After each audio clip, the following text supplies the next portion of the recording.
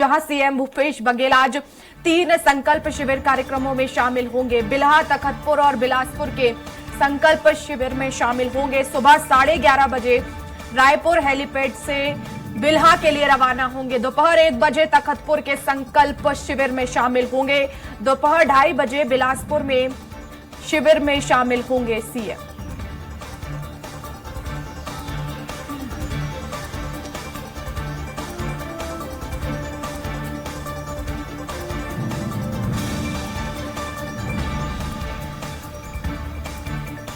तो आज सीएम भूपेश बघेल के कई कार्यक्रम हैं। सुबह 11:30 बजे रायपुर हेलीपैड से बिल्हा के लिए रवाना होंगे और कई सौगातें इस दौरान देंगे। संकल्प शिविर में भी शिरकत करेंगे। और रायपुर से ही अगली बड़ी खबर, जहां कांग्रेस चुनाव घोषणा पत्र समिति लेगी महिलाओं से सुझाव। महिलाओं के सुझाव लेने के बाद तैयार होगा घोषणा पत्र।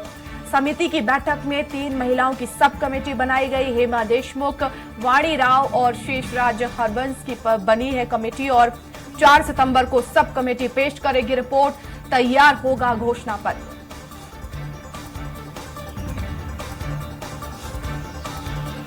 तो कांग्रेस चुनाव घोषणा पत्र समिति महिलाओं से सुझाव लेगी और उसके बाद घोषणा पत्र तैयार किया जाएगा। 3 महिलाओं की कमेटी बनाई गई है जो महिलाओं से सुझाव लेगी और उसके बाद घोषणा पत्र में उन सुझावों को शामिल किया जाएगा।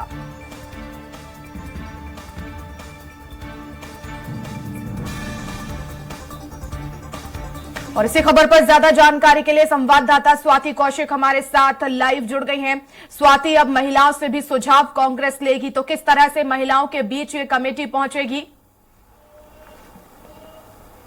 जी बिल्कुल, देखिए चुनावी घोषणा पत्र समिति जो है कांग्रेस की वो पूरी तरीके से एक्टिव हो चुकी है। जहां एक तरफ मोहम्मद अकबर जो इस कमेटी के अध्यक्ष हैं वो लगातार बैक टू बैक बैठकें ले रहे हैं। प्रदेश प्रभारी कुमारी सैलजा इसमें अपना भरपूर इन्वॉल्वमेंट रख रही है और किस तरीके से ये जो समिति है वो काम कर रही है उस पर नजर रख रही है। तो वहीं इसी बीच बड़ी खबर निकल कर आ रही है कि कांग्रेस की जो घोषणा पत्र कमेटी है, समिति है, उसने नए सब डिवीजन को जो है वो इंट्रोड्यूस किया है, जिसमें सिर्फ महिलाएं जो क्या चाह रही हैं प्रदेश की उस पर काम किया जाएगा। जैसे पिछली बार भी हमने देखा था 2018 का जब घोषणा पत्र बना था तो किस तरीके से महिलाओं के लिए विशेष तौर पर ध्यान में रखते हुए महिलाओं की मांग शराबबंदी की जो बात है वो की गई थी। तो इस बार वो शराबबंदी जो है वो नशा मुक्ति की तरफ कन्वर्ट कर दिया गया है और उस दिशा में लगातार काम करते हुए कांग्रेस की जो प्रदेश सरकार है वो कई तरह की कमेटियां बना चुकी है और बैठकें ले चुकी है। तो महिलाओं का विशेष तौर पर ध्यान रखते हुए 3 सदस्यीय इस सब कमेटी का सब डिवीजन का जो है वो बनाया गया है। अब लगातार देखने वाली बात यही होगी वर्षा की ये जो कमेटी है वो कब तक अपना रिपोर्ट सौंपती है, क्योंकि घोषणा पत्र के लिए अलग अलग तरीके से सुझाव जो है वो मंगाए जा रहे हैं। लोग खुद कांग्रेस भवन प्रदेश कार्यालय पहुंचकर अपने सुझाव दे सकते हैं। ब्लॉक कार्यालयों के माध्यम से भी लोग अपने सुझाव दे सकते हैं। टेक्नोलॉजी का जमाना है तो मेल के जरिए भी, ईमेल के जरिए भी लोग अपना सुझाव जो है वो कांग्रेस कमेटी तक पहुंचा सकते हैं। तो तमाम जो सुझाव मंगवाने का जो दौर है वो चल रहा है। इसी बीच महिलाओं के लिए विशेष तौर पर कांग्रेस कमेटी के द्वारा ये जो व्यवस्था दी गई कि महिलाएं अपने लिए प्रदेश में क्या चाहती हैं इसको भी वहां पर वो बता सकती हैं। तो इस तरीके से कांग्रेस कहीं ना कहीं अपने ये जो जन घोषणा पत्र जो तैयार करने जा रही है उसमें महिलाओं को बढ़त देती हुई दिख रही है, क्योंकि पिछले दिनों हमने देखा भी कि किस तरीके से निर्वाचन आयोग ने जब पूरी अपनी स्टडी की तो कहीं ना कहीं प्रदेश में महिला वोटर जो है वो ज्यादा दिखे हैं। तो तमाम जो रुझान है वो कहीं ना कहीं 50% आबादी को रिझाने का भी इसको कहा जा सकता है। जी बिल्कुल स्वाति, और जब भी महिलाओं से बात होती है तो हम जानते हैं कि उनके जुबान पर एक ही बात होती है कि शराबबंदी हो, और ऐसे में महंगाई बहुत ज्यादा है, सिलेंडर के दाम बहुत ज्यादा है। तो ये 2-3 पॉइंट तो तय है कि अगर महिलाओं के बीच ये समिति जाएगी तो ये 2-3 पॉइंट तो उन महिलाओं के सामने होंगे ही जो सब कमेटी में शामिल है और जो रिपोर्ट वहां देंगी। जाहिर तौर पर ये 3 से 4 पॉइंट तो होंगे ही उसमें।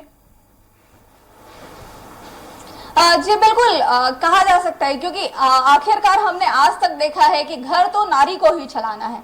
घर चलाने की जो मुख्य जिम्मेदारी होती है वो महिलाओं के हाथ में होती है। प्रदेश में भी अभी तक ऐसी ही स्थिति है। तो ऐसी स्थिति में जब घर पर महंगाई की मार पड़ती है तो सबसे ज्यादा तकलीफ जो है वो अर्निंग पर्सन से ज्यादा तकलीफ ये जो किचन से जुड़े हुए सारी चीजें हैं उस पर रहती है। पेट्रोल जितना बाहर लोग यूज करते हैं, जो कामकाजी लोग यूज करते हैं, शायद महिलाएं कम यूज करती है, लेकिन गैस का रेट अगर एक बार बढ़ता है तो उसका असर, दाल का रेट अगर एक बार बढ़ता है तो उसका असर, प्याज का रेट बढ़ता है तो उसका असर, और इस बार तो टमाटर ने भी अपने तेवर जो है वो बिल्कुल दिखाए हैं। तो तमाम तरह की महंगाई का सबसे पहला जो असर पड़ता है वो उस किचन पर पड़ता है। तो जो एक बार महंगाई बढ़ी है देश में, वो कहीं ना कहीं कम होने का नाम नहीं ले रही है कि क्या हम पेट्रोल की बात कर ले, क्या हम गैस की बात कर ले, या क्या हम खाद्य पदार्थों की बात कर ले। तो तमाम जो चीजें हैं उसका असर सीधा सीधा महिलाओं पर पड़ता है।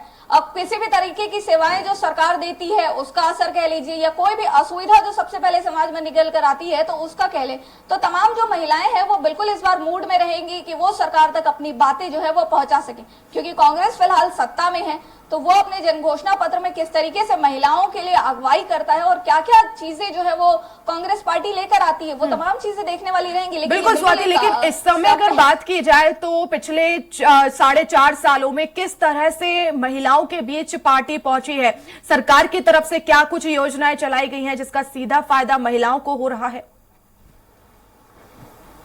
जी देखिए, हर योजना को यहाँ पर विस्तृत बता पाना वर्षा थोड़ा मुश्किल है, लेकिन मोटा माटी अगर हम बात करें तो महिलाओं के स्वास्थ्य के क्षेत्र में, शिक्षा के क्षेत्र में प्रदेश में अलग अलग तरीके की योजनाएं जो है चलाई जा रही है। तो वहीं उनको स्वावलंबी बनाने के लिए गौठानों और अलग अलग महिला स्व सहायता समूहों के माध्यम से काम जो है वो उनको दिए जा रहे हैं। चाहे आप अलग अलग उद्योगों के क्षेत्र में बात कर ले तो स्टार्टअप्स के लिए भी उनको अलग अलग तरीके की जो है प्रदेश में मदद जो है वो मुहैया कराई जा रही है। तो तमाम क्षेत्रों में अगर हम देखें तो महंगाई की बात तो अलग हो जाती है, लेकिन उनको स्वावलंबी बनाने के लिए प्रदेश सरकार जो है वो कई तरह की योजनाएं अभी फिलहाल वर्तमान में चला रही है। स्वास्थ्यगत कारणों से हमने देखा कि एनीमिया के परसेंटेज भी समय समय पर अप डाउन होते रहते हैं, तो उसको देखते हुए भी प्रदेश सरकार ने कई तरह की मुहिम जो है वो महिलाओं के स्वास्थ्य संबंधी चलाई रखी है। जी बिल्कुल स्वाति, तो कहा जाए कि इस सरकार में महिलाओं को जो है ज्यादा रोजगार मिला है, जैसा कि आपने बताया कि गौठानों के माध्यम से और साथ ही साथ जो महिला स्व सहायता समूह है उनके माध्यम से जो महिलाएं रोजगार से जुड़ी हैं, तो जाहिर तौर पर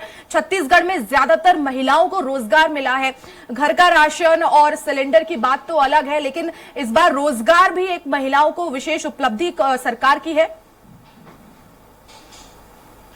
जी बिल्कुल, कहीं ना कहीं कहा जा सकता है, क्योंकि लगातार हमने देखा है कि स्वयं सहायता समूह के जो आंकड़े हैं वो कुछ इसी तरह की बातें कह रहे हैं कि किस तरीके से सरकार ने इनके लिए फंड उपलब्ध कराया है और किस तरीके से ये जो अमाउंट है, क्योंकि सारी बात जो है वो वर्षा वो एक अमाउंट की होती है कि किस तरीके से इन तक काम पहुंच रहा है और उस काम का पेमेंट जो है वो कब तक पहुंच रहा है। तो ये जो तमाम जो चीजें हैं वो कहीं ना कहीं अर्थव्यवस्था पर आती है। तो बिल्कुल कहा जा सकता है कि इस सरकार में कहीं ना कहीं महिलाओं को स्वावलंबी और महिलाओं तक रोजगार पहुंचाने का काम जो है वो किया गया है। जी बिल्कुल, शुक्रिया स्वाति तमाम जानकारी के लिए।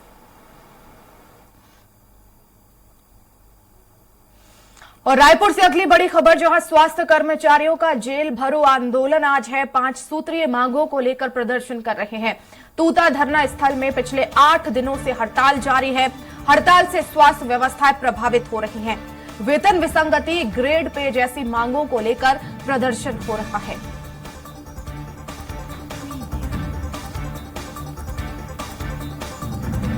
तो हड़ताल से स्वास्थ्य व्यवस्थाएं प्रभावित हो रही है। स्वाति हमारे साथ लगातार बनी हुई है। स्वाति, स्वास्थ्य सेवाएं प्रभावित हो रही हैं, लेकिन क्या अभी तक सरकार और स्वास्थ्य कर्मियों के बीच किसी भी दौर की वार्ता हुई है? बिल्कुल, स्वास्थ्य कर्मियों का जो ये हड़ताल है आज इसका 8वां दिन है। कल भी हमने देखा कि उन्होंने अपनी मांगों को लेकर किस तरीके से पुतला दहन किया है और आज वो जेल भरो आंदोलन को अंजाम देने जा रहे हैं। तो ये कितना सफल होता है, कितना विफल होता है, ये तो भविष्य की बात है, क्योंकि अभी इसका जो समय है, अभी आज इस जेल भरो आंदोलन के लिए लगभग कुछ घंटों का समय है, लेकिन लगातार पिछले 8 दिनों से ये हजारों की संख्या में रायपुर स्थित तूता धरना स्थल पर अपनी मांगों को लेकर धरना दे रहे हैं, प्रदर्शन कर रहे हैं। लगातार कई अलग अलग तरीकों से इन्होंने अपनी बात जो है वो सरकार तक पहुंचाने की कोशिश की है। तो वहीं सरकार भी अपनी बातें लेकर इन तक पहुंचने की कोशिश कर रहा है, लेकिन लगातार जो चर्चाओं का दौर है वो विफल है। तो इस दौरान इनकी अगर हम विशेष मांगों की बात कर लें वर्षा, तो इसमें सबसे पहली मांग जो निकल कर आ रही है वो है वेतन विसंगति की। वेतन विसंगति जो लगातार चल रही है उसको ठीक करने की मांग जो है ये कर रहे हैं। तो वहीं दूसरी इनकी प्रमुख मांग निकल कर आ रही है कि किस तरीके से इनको कोरोना काल में काम करने के लिए अलग से भत्ते की बात की गई थी तो वो मिल जाए इनको। तो कोरोना काल में भत्ता और ये वेतन विसंगति जैसे जो प्रमुख मांगे हैं उसको लेकर ये लगातार प्रदर्शन कर रहे हैं। और बिल्कुल, क्योंकि हजारों की संख्या में है वर्षा, ये थोड़े बहुत कुछ कर्मचारी होते, सैकड़ों की संख्या में होते, 500-800 होते तो उतना शायद फर्क नहीं पड़ता, लेकिन लगभग 43,000 कर्मचारी हैं जो प्रदेश भर में काम करते हैं और ये लगातार हड़ताल पर है 8 दिनों से। स्वाति, तो लेकिन ये जो तमाम मांगे हैं स्वास्थ्य कर्मियों की, ये घोषणा पत्र में पार्टी की तरफ से शामिल की गई थी या कोरोना काल में ये वादा किया गया था कि हम आपकी वेतन विसंगति दूर करेंगे, कोरोना भत्ता देंगे? जी देखिए, कुछ क्षेत्रों को लेकर सरकार ने बात की थी पहले भी कि हम वेतन विसंगति जैसी समस्याओं को दूर करेंगे, लेकिन कोरोना ये स्वास्थ्य कर्मियों का कहना है कि स्वास्थ्य मंत्री टीएस सिंहदेव ने कोरोना काल में कोरोना भत्ते जैसी बात जो है वो उन्होंने की थी कोरोना काल में। स्वास्थ्य मंत्री ने सरकार की तरफ से घोषणा पत्र में ये बातें जो है वो नहीं थी, क्योंकि जब कोरोना आया तब उस समय सरकार का गठन हो चुका था, तो उस समय ये जो पूरी बात थी, पूरी चर्चा थी, जब सरकार बन रही थी या कांग्रेस का घोषणा पत्र आया था तब ऐसी कोई बात नहीं कही गई थी। लेकिन हाँ, बिल्कुल कोरोना भत्ते की बात जो है वो स्वास्थ्य कर्मी बता रहे हैं कि स्वास्थ्य मंत्री ने कोरोना काल में ऐसी बातें कही थी कि कोरोना खत्म होने के बाद या उस समय जो लोग काम कर रहे हैं, एक्टिवली पार्टिसिपेट कर रहे हैं, उनको कोरोना भत्ता जो है वो दिया जाएगा। तो तमाम ये जो मांगे हैं ये कहीं ना कहीं उसी समय से जुड़ी हुई है और उन्हीं चीजों को लेकर ये स्वास्थ्य कर्मी लगातार 8 दिनों से हड़ताल पर बैठे हैं। स्वाति, लेकिन क्या वजह है कि आखिर ये मांगे जो है वो सरकार पूरी नहीं कर पाई? क्योंकि लगातार हमने देखा है सीएम भूपेश बघेल जो भी मांगे होती हैं वो पूरी करते हैं, मीडिया से भी मुखातिब होते हैं, तमाम सवालों का जवाब देते हैं, बीजेपी भी इसको लेकर लगातार हमलावर है, लेकिन अगर वादा किया है तो उसे पूरा क्यों नहीं कर पाई सरकार? जी बिल्कुल, देखिए वर्षा, कहीं ना कहीं इसमें टेक्निकल पेच जो है वो फंस रहा है। जितनी प्रशासनिक अमले की तरफ से बातचीत निकल कर आ रही है, तो वहीं स्वास्थ्य मंत्री टीएस सिंहदेव से पहले भी इस विषय में बात करने की कोशिश की गई थी, तो उनका सीधा साफ कहना था कि भाई चुनावी वर्ष है, चुनावी वर्ष में सभी अपनी अपनी मांगों के लिए फ्री है, लेकिन कहीं ना कहीं स्वास्थ्य कर्मचारी जो हैं इन तमाम बातचीत के दौर से कि कितना क्या वेतन विसंगति है, किस तरीके से उनको भत्ता दिया जाए, इन सारी चर्चाओं से असंतुष्ट है। लगातार हमने देखा कि स्वास्थ्य सचिव भी उनसे बात करने की कोशिश जो है वो कर रहे हैं, इस बीच वो चर्चाएं जो है वो विफल हो जाती है और फिर वापस जो है ये धरने पर बैठ जाते हैं। अनिश्चितकालीन धरना जो है वो चल रहा है। तो लगातार कौन सा ऐसा टेक्निकल पेच है जो फंस रहा है, किस वजह से सरकार इनकी बातें पूरी नहीं कर पा रही, वो तो अभी तक हमारे लिए भी क्लियर नहीं है वर्षा। लेकिन बिल्कुल क्योंकि चर्चाओं का दौर दोनों तरफ से जारी है, तो ये बात कह पाना मुश्किल है कि सरकार नहीं करना चाह रही है, या ये बात भी मानना मुश्किल है कि स्वास्थ्य कर्मी जो है वो बिना मतलब अड़े हुए हैं। तो दोनों तरफ से बातचीत जो है वो की जा रही है, लेकिन कुछ ना कुछ ऐसे इश्यूज निकल कर आ रहे हैं